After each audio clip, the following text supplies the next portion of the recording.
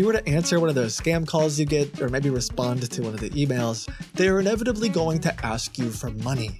But how do you give them the money? It used to be gift cards or wire transfers, and lately they want you to go to Bitcoin ATMs. The machines look a little bit like this, and they have a lot of steps involved, so the scammers will be on the phone with you the entire time, instructing you step by step by step, and you can imagine there's a lot of possibility for mistakes. In this video, I convinced a scammer that I was an elderly person falling for their scam, but I didn't put the money in the right ATM machine, and he's not happy about that. I've been on the phone with you. It cannot be resolved. You don't have the cash on you, Jeb. Oh, mother. I think it was about 5 years ago when I realized that if you Googled my name, not Kitboga, you could find my entire life story. Like, everything was just out there publicly. My children's names, the day my wife and I got married, the first hand-me-down car that I got. It was just there. I didn't really like that, to the point where I remember telling my wife that we probably should move and change our names and figure out if you can just electively sign up for a witness protection program or something like that. Turns out it's not very easy. And that's partially because every single thing that you sign up for these days is asking you for a name, an email address, and a phone number. And most people use the same name, email address, and phone number for everything, like I did. The problem is, inevitably you will be involved with a data breach like I was. In fact, if we wait like 5 seconds, there probably was a data breach. Don't quote me on that, I don't know this. I looked it up, it is insane. Please be careful about what you share online. One of the most reliable ways I've been able to maintain some privacy and security is by separating different parts of my life. I use an app called MySudo. They are sponsoring the video today. I highly recommend you check them out. I have 9 different identities or pseudos hooked up to my cell phone right now, meaning that I have 9 different names, cell phone numbers, email addresses, and virtual credit cards that are completely separate from one another. You might not be able to erase everything that you've put on the internet, but you can control what you share now. If you want to see what it's like to have your own pseudo with a phone number and email address, you can try it free for 30 days, and I think you'll start to see all of the different opportunities you would have to give an alias or new identity or new pseudo to all the different things that you're signing up for. Yeah, I'm sorry. I just called in. I'm trying to report an unauthorized transfer. As I can see over here, you have 2 accounts with the Bank of America, and there's a person named Jessica Brown. She is using your account. I do not. I don't have any idea. Okay, all right, sir. So I'm going to transfer your call to my federal government department, and they will accelerate your file. Okay, all right? Okay, so stay on thank the you. line, sir. I have to mail your file. Hi, am I speaking with Jeb Williams? Yeah, this is Deb. Yes, I've been actually updated about a fraud protection case, basically by the fraud protection team in Bank of America regarding a case which has been registered for money laundering and tax and fraud. Okay. Now, there are multiple accounts which has actually been connected to your social security number, and some of these accounts are used for overseas transactions to countries like Mexico, Colombia, Cambodia. Did you share your social security details or any of your personal information with anyone over the phone, computer, at work, with family? Yeah, I share quite a bit with my family, but I don't think we bought anything overseas. We're trying to buy America, made in America. Okay. Well, now, did you share your do you remember sharing your social security details with anyone? I got married 2 years back to my second wife. Okay. God bless her. And it's been great. We did meet online on the .com. I do remember exactly what you're talking about. There was a point where we made things official and we shared all our details, our social security numbers and all that. But she ain't sus. No, she's good people. Right, okay. And you still married to her, right, Jeb? Yes, sir. My first wife. I kid you not. I would not be surprised if she was the devil incarnate. Come down, or wait, I guess come up just to torment the ever-living daylights out of me, man. I don't know. As this could be a case of identity theft. Well, I would be honest to you here, Jeb, okay? We run a check on your past while going Okay, through this information and these investigations. You know, We run a coincidentally, check my on a past. what's the last name?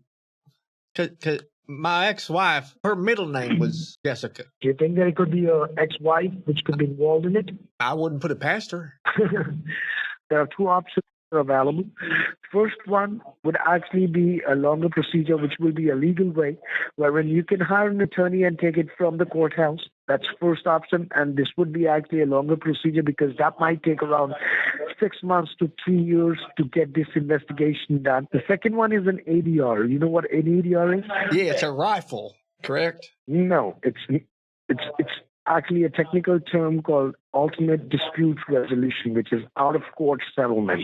And this, before we go ahead and suspend your social security number, Jeb, we will give you a chance to make sure all your accounts, the one which genuinely belongs to you, would be safeguarded, will be secured into a digital safeguard wallet. Oh, God. Yes, once you complete account. It's digital? Yes, once you complete account. Like digital wallets now is what the government's doing? Thanks, Biden. Yes, your social security number, the current one would be suspended, and we will reinstate a new social security number for you. I would need your complete cooperation so that we will be able to present you as a victim of identity theft, presenting all the documents.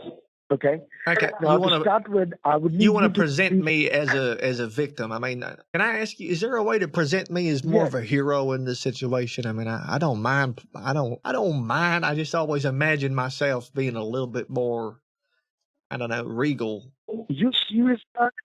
Do you understand, Jeb, that you are a victim of this? Someone who has been using your identity, and you want to be a hero in this situation?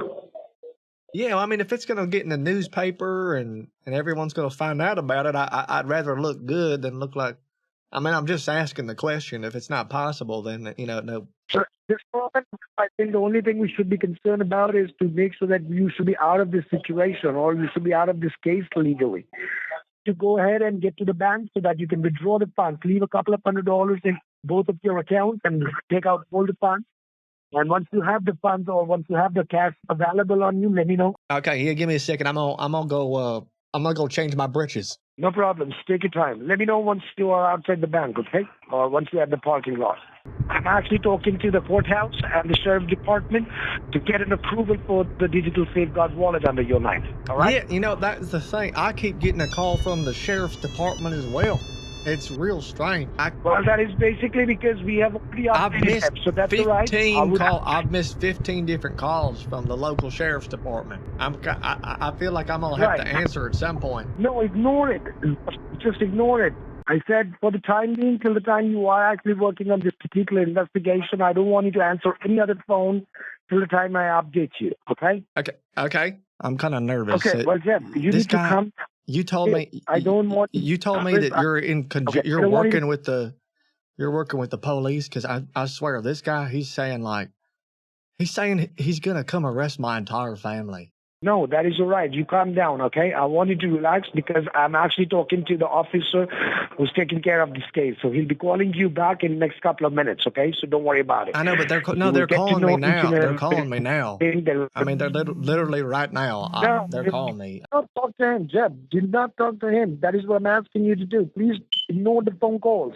Okay, now, in this case, I would need you to please take a picture of your driver's license. Did you get it, sir? I would go ahead and send you an address, okay? Now, in the next 2 minutes, you will receive a text on your phone. At this address, you would have a ATM machine. It's like an digital machine, which is actually located in this address. Okay. You will have to go ahead and get your account, digital account open. I would guide you everything step by step. I am at the address that you sent me. It looks just like they got an ATM machine. That is the correct one. Okay, that is the correct one. You need to go ahead and create an account. I will guide you. That's what I said to my wife, because she was saying to me, like, why would they have you do that? That doesn't make any sense. But then I told her, like, no, I'm talking to a smart man. It's like they got a lot of stuff in here, but it's not this ATM isn't with my bank, but my wife has an account. That is correct, Jeb. This one is the Chase. It's the Chase. I think it's affiliated with the Chase ATM. So I can put it in there under my wife's account.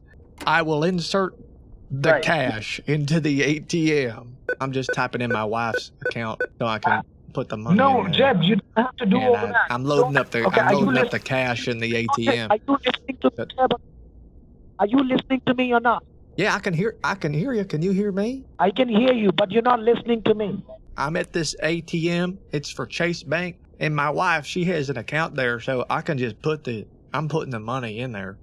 That way, the money's not in my account. No, you don't. And I already approved. You guys already got my identity and everything. So you don't have to do that, Jeb. You're not listening to me. Are you in front of that crypto ATM? No, sir, I am not. It is a Chase ATM, and I just inserted $5,000 cash, and I have added it to my wife's account, just like you asked.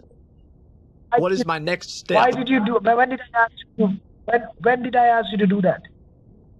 Maybe 10 minutes ago, 15 minutes ago. I did not ask you to do anything with your wife's account. What ATM machine? Do you have a crypto ATM machine? A digital crypto wallet? Crypto ATM machine? There's something over. It says crypto, buy Bitcoin. Yeah, they're right next to it. The ATM is here, and the crypto machine is here. So, yes, I wanted you to use that crypto machine, not the ATM machine. The crypto machine. That is what exactly I said. Why didn't you say so? Oh Lord. No, can you withdraw the funds from that ATM? I can deposit stuff into my wife's account. Because, like, for security, they let you put it in there, but take it out, that's a whole other story. But why did you actually put the money in your wife's account? You actually making her in trouble, too. Don't cry. Jordan, don't cry. I'm not crying. I mean, someone's crying. It ain't me. Jordan, if you play the recording back, I'm telling you right now, clear as day, I heard you say, put your cash. You said very specifically, go to the store, go to this address, take the cash that you got out of the bank, put all of it in the ATM directly. Do not pass go.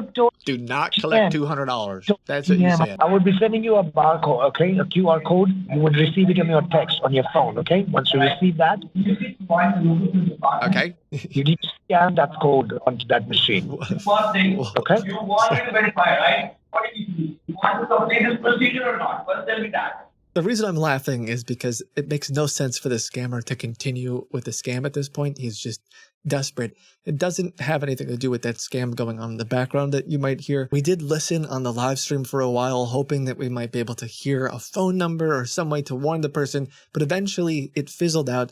The scammers were upset and weren't talking to anybody else but me. Do I scan this onto the Bitcoin thing? When you scanned it, what options do you have it? Well, now it wants to know how much I want to buy. Okay, and how much do you have in cash? You have 5,000? I'm like, what is the limit you chose earlier?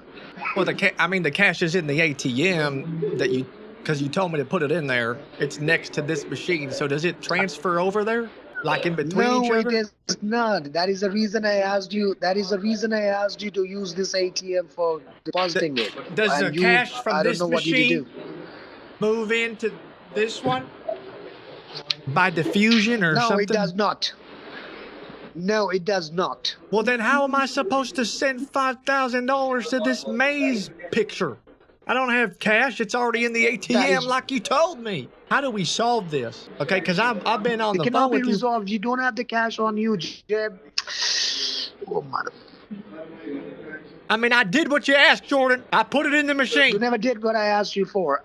I got the cash. I got all the cash I could get. I got every last penny I could get out of my account. I went right to the ATM. I put it all in there, like you said. I asked you. I even said, I remember, I said clear as day, Jordan, should I put my cash in the ATM machine? And you said, yes, put your cash in the ATM machine. And then I said, okay, you know what? I can put it in my wife's account. And you said, do that. I'm just typing in my wife's account so I can put the money in there. No, Jeb, you don't have to do all that. I'm loading up the cash in the ATM. Are you listening to me or not? You put the cash in the ATM. No, I never said that you do that. Why would I ask you to put your money into your wife's account when you have an investigation going on, Jeb? Are you stupid? Are you out of your senses? We have to save it. We have to put it back in a safe place. Am I wasting my time? Because I think rather I would go ahead and update my concerned department, and they should actually be arresting you, or they should actually be suspending your social security along with your wife's accounts too. Why would you arrest me? I'm innocent. I'm an innocent man. And I did what you said. Well, it doesn't seem like. It doesn't seem like. You need to understand that. It's a recorded call. You said. Recorded call. Right now, you under investigation of money laundering and put the cash in the ATM, and that's what I did. That's what I did, Jordan. I never asked you to do that. Why That's exactly what I did, because you said the government What wanted me to put my money in an ATM to save it all. into the crypto ATM. I always said a crypto ATM. That is why I'm guiding you now. Jeb, that is why I'm guiding you now. Okay, if you can't quiet down. No. You just tell me, does they call you from another number? I'm sorry. I'm sorry, ma'am. I'm sorry. Now I'm gonna go ahead and put both of your names into this money laundering case, and I'm gonna ask you. I'm gonna ask the authorities to be in touch with you, so that yes, you should be facing the legal consequences for this. We do not have a whole day here. Okay, I've got a time frame. I've got a time limit to go ahead and proceed further with this. Okay, what is the limit? Like how to come down? She said maybe she could get down. She's getting a babysitter for the kids. I'm waiting for you now. That is it. So I'm like, you've already extended. I'm like, we've been speaking since last 2 hours. Oh, God, man. I need to wait for you for the next half an hour. I didn't even think of that. I didn't even think of that, because this whole time you've been talking to me, which means you couldn't have been. Oh, man. I kind of took up all your, like, you were focused on me and trying to help me, and I didn't mean to do that. Ask your wife, please. Oh, ask your wife to come down as soon as possible and withdraw the funds from our ATM shucks. so that you can put it onto your credit. How many people do you think you would, like, are there other people that go through this same situation? I mean, do you do this day in and day out, like every day? Yeah, but they follow the instruction. They don't do anything, they don't do anything on their own. They follow the instruction. They do as we say, we ask them to do. Not like you. She's asking how much cash we need. You want? Say $5,000. She'll be here in like 10 minutes, and she's got cash. Wait. She's a waitress at our family restaurant. She was able to go, and she got all the tips, like all the cash tips from the restaurant. Good news is we were able to come up with like $138 cash. So. Good. Secure it with your wife's ATM, okay? I'm going to talk to you later. Bye-bye. He hung up hard. Like, rage quit. I hope you got a chance to laugh and learn something through this video. And as always, know that you are valuable and that you matter. I'll see you in the next video. Bye.